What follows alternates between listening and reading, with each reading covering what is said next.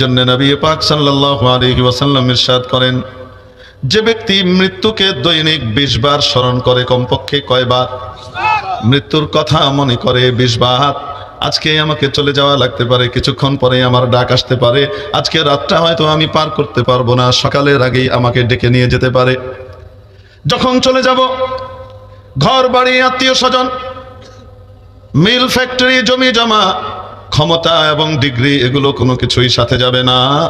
শুধু যাবে আমার 3 প্রস্থ বা 5 প্রস্থ কাপড়। এমন জামা পরে যাব যেই জামার মধ্যে নেওয়ার কোনো সিস্টেম নাই, কোনো পকেটের ব্যবস্থা নাই। আমাকে গরম পানি দিয়ে ধোয়াবে, মাছি আসবে, মুখের উপরে বসবে, মানুষ তাড়িয়ে দিবে, চারিদিকে মানুষ কানবে, আত্মীয় স্বজন কানবে, দূর দরাজ থেকে ভাই ব্রাদাররা, বন্ধু বান্ধবরা আসবে, একবার দেখে যাবে। এতদিন এসে জিজ্ঞেস করতো অমুক ভাই কোথায়, নাম ধরে বলতো, আজকে এসে বলবে লাশটা কোথায়। এখনো জমিনের নিচে যাই নাই, নামটা চেঞ্জ হয়ে গেছে। এখনো মাটির নিচে যাই নাই, এখনই নামটা পরিবর্তন হয়ে গেছে। এতদিন অমুক ভাই, হাবিব ভাই, তমুক ভাই বলে বলে ডাকতো, এখন এসে জিজ্ঞেস করবে অমুকের লাশটা কোথায়। লাশ কোন করে বলে, কি বলে না, নামটা চেঞ্জ হয়ে যাবে। বড়ই পাতা দিয়ে সুন্দর করে গরম পানি করে আমাকে ধোয়ানো হবে। একটু এইভাবে কাজ করো, একটু ওইভাবে কাজ করো, অস্বস্তি লাগছে, কথাও বলতে পারবো না। ধোয়ানোর পরে আমাকে মুছিয়ে আবার কাফন পরিয়ে শুয়ে রাখা হবে।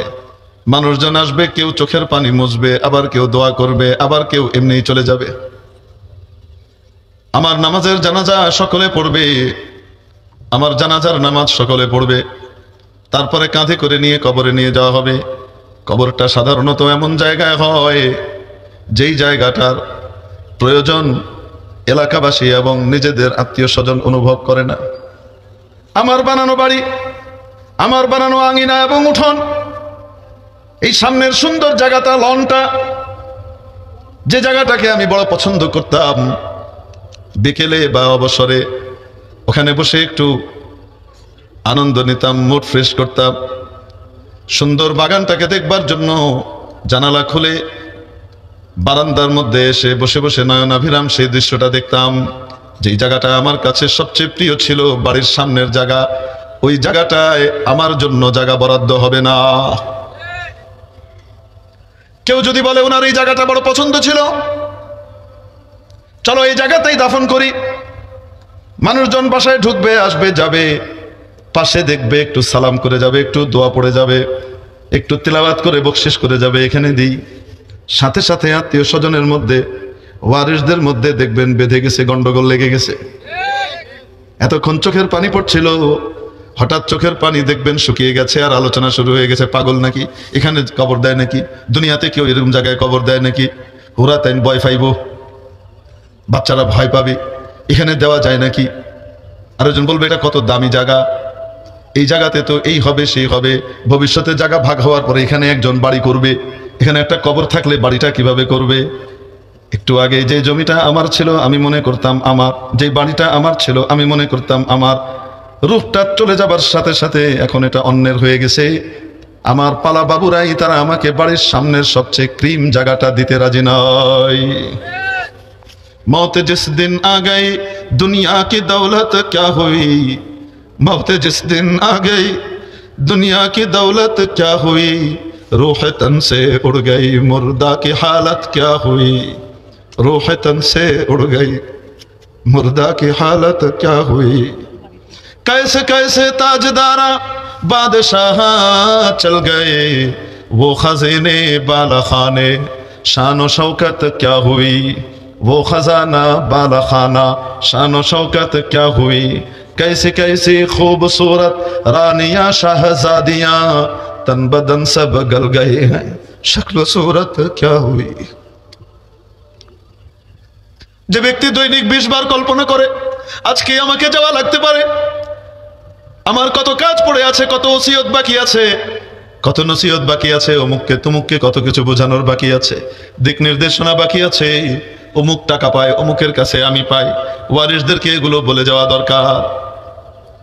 নামাজটা জীবনে এরকম সুন্দর করে পড়তে পারি নাই যে নামাজের শুরু থেকে শেষ পর্যন্ত পুরাটুকু শুধু আল্লাহ আল্লাহ ছিলেন,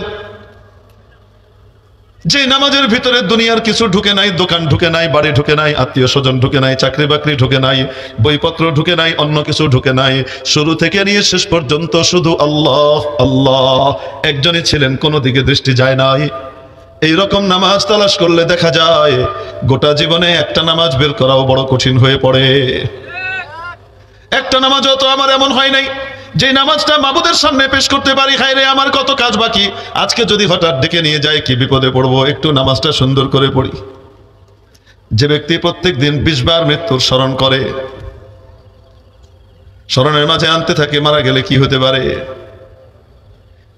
আমাকে নিয়ে কবরে রেখে আসা হবে, শক্ত বিছানায় ঘুম আসতো না, এজন্য নরম গদিওয়ালা বিছানার দরকার পড়তো, এখন মাটির মধ্যে শুইয়ে দিয়েছে শক্ত মাটি, তার ভিতরে আবার এবড়ো থেবড়ো কিছু কিছু নুড়িও আছে যেগুলোর কারণে পিঠে কেমন যেন কষ্ট লাগে। শুইয়ে দেওয়ার পরে আমার উপরে বাঁশ দিয়ে দেওয়া হবে, চাটাই দিয়ে দেওয়া হবে, এরপরে সকলে মাটি দিয়ে সুন্দর করে লেপে একটু দোয়া করে নিয়ে চলে যাবে। আমি যাওয়ার পরে নির্জন ওই ঘরে ফেরেশতা আসবে, ফেরেশতা এসে যে প্রশ্নগুলো করবে সেই প্রশ্নের উত্তর দিতে পারবো কি পারবো না, প্রস্তুতি নিয়েছি কি নেই নাই, কবরের ফিকির করে কবরের প্রথম রাতটা আমার কেমন হবে। আমাদের বাচ্চারা 31st নাইট উদযাপন করে, সামনে 14ই ফেব্রুয়ারি আসতেছে, কি পরিমাণ গুনাহ হবে।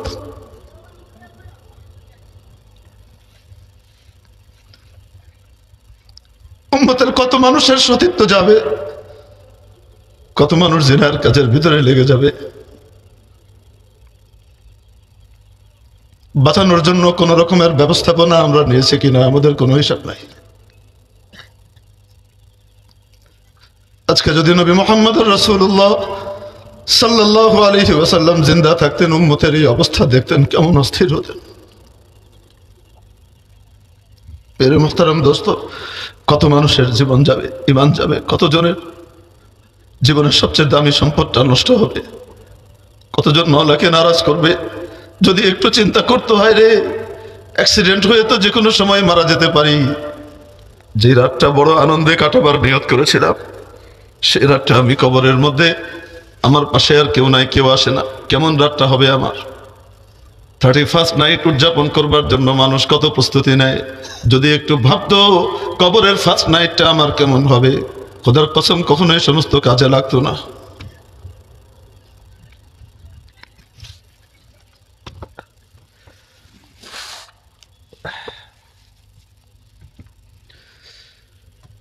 আল্লাহ মাবুদ বলেন, কুল্লু নাফসিন যায়িকাতুল মাউত, প্রাণী মাত্রকেই মৃত্যুর স্বাদ গ্রহণ করা লাগবে। মরণ কারোর জন্য বড় আনন্দের হবে, বড় স্বাদের হবে, বড় মজার হবে, বড় তৃপ্তির হবে, কারো জন্য বড় বিস্বাদের হবে, বড় কষ্টের হবে, বড় দুর্ভোগের হবে, বড় অপমান আর লাঞ্ছনার হবে। নবীজি সাল্লাল্লাহু আলাইহি ওয়াসাল্লাম হাদিস শরীফের মধ্যে ইরশাদ করেন, ইন্নাকুম তুবআসুনা কামা তামুতুন, তোমাদের হাসর তেমন হবে যেমন তোমাদের মরণ হবে। ওয়া ইন্নাকুম তামুতুনা কামা তাঈশুন, মরণটাও তেমন হবে, জীবনটা যেমন হবে। জীবনটা যদি নিকারের হয়, মরণটা নিকারের হবে, হাসরটাও নিকারের হবে। জীবন যদি আল্লাহর নাফরমানের হয়, বদকারের হয়, মরণটাও তেমন হবে, হাসরটাও বড় ভয়ঙ্কর হবে। রব্বুল আলামিন দ্বিতীয় কথা ইরশাদ করলেন, ওয়া ইন্নাকুম তুওয়াফাউনা উজুরাকুম ইয়াওমাল কিয়ামাহ, মৃত্যুকে সবসময় সামনে রেখো, কারণ এই জীবন জীবন নয়, আসল জীবন আখিরাতের জীবন। যে জীবনের এক মুহূর্ত, এক মিনিটের নিশ্চয়তা নাই, সে জীবন আবার কিসের জীবন? জীবন তো সেটাই যেটার শুরু আছে শেষ নাই, খালিদিনা ফিহা, চিরকাল থাকবে, কোনোদিন মরণ আসবে না। তাহলে দুনিয়াতে কেন পাঠানো হলো? পাঠানো হয়েছে কাজ করার জন্য, মানুষ ইংল্যান্ডে যায়, আমেরিকায় যায়, সৌদি আরব যায়, কুয়েত কাতারে যায়, ফ্রান্সে যায়, জার্মানিতে যায়, ইটালিতে যায়, অস্ট্রেলিয়াতে যায়, প্রবাসে যায়, যায় কিনা? প্রবাসে যায়। কেন যায়? ওখানে যাওয়ার পরে যদি কোনো ব্যক্তি ওখানকার চোখ ধাঁধানো শপিং মল, দামি দামি আলিশান অট্টালিকা, মাখনের মতো রাস্তা, দামি দামি গাড়ি, আরামায়েশের ছড়াছড়ি, এসব কিছু দেখে এখান থেকে দেশ থেকে যা কিছু চলার জন্য পুঁজি টুজি নিয়ে গিয়েছিল, ওখানে গিয়ে সব উড়িয়ে টুড়িয়ে 7 স্টার হোটেল, 5 স্টার হোটেল, বাংলাদেশে তো 7 স্টার নাই, তো ওখানে পাওয়া গেছে, তাই 7 স্টার হোটেলে খুব মৌজ ফুর্তি করে আনন্দ করে এভাবে সেভাবে টাকা পয়সা কিছু ইয়ে করে উড়িয়ে চলে আসলো, দেশে কোনো টাকা পাঠায় নেই। বাড়ি থেকে যে ধার কর্য করে নিয়ে গিয়েছিল সেগুলোও শোধ করার কোনো, ওই পুঁজিগুলাকেও সে কি করে নেই, ফেরত দেয় নাই, ওই পুঁজিগুলাকেও সে নষ্ট করেছে, উড়িয়েছে। যখন ভিসার মেয়াদটা শেষ হবে 5 বছর বা 10 বছর, ফিরে আসার সময় হবে, আত্মীয় স্বজন শত শত গাড়ি টাড়ি নিয়ে এয়ারপোর্টে উপস্থিত হবে, কি বলেন? একটা টাকা ওখান থেকে পাঠায়নি, এখানে কোনো বাড়িও করেনি, এখানে কোনো জমিও কেনেনি, এখানে কোনো ব্যবস্থাই করে নাই। এখন ভিসার মেয়াদ শেষ হয়ে গেছে, ইমিগ্রেশন কর্তৃপক্ষ কি করেছে, ঘাটটা ধরে বের করে দিয়েছে আমেরিকা থেকে, ব্রিটেন থেকে বের করে দিয়েছে, ফ্রান্স থেকে এখন বের করে দিয়েছে, এখন আর থাকতে পারছে না, যে দেখছেন না